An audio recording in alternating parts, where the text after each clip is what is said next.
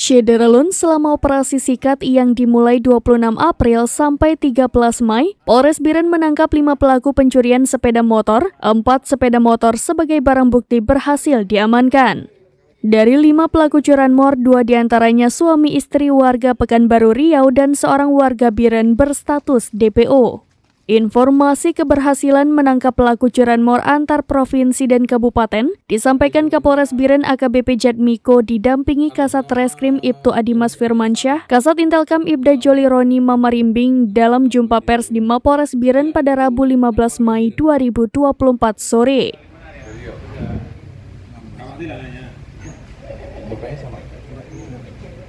Sekitar pukul 3 waktu Indonesia Barat, Senin 29 April 2024, pelaku berhasil ditangkap di ruas Jalan Nasional kawasan Pidijaya yang saat itu pelaku sedang melarikan diri.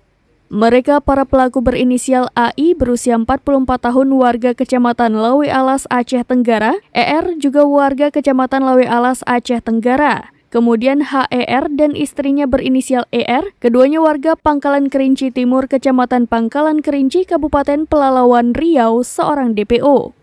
Selain itu, Polres Biren juga menangkap seorang pelaku lainnya berinisial IW, warga Kecamatan Perla Timur, Aceh Timur dalam kasus curanmor berbeda. Pelaku mengambil sepeda motor yang terparkir di teras rumah diduga terkait utang piutang dan pelaku berhasil ditangkap sekitar pukul 19.40 waktu Indonesia Barat 6 Mei di kawasan Kutablang Biren. Dari 5 tersangka, sebanyak 4 sepeda motor berhasil diamankan.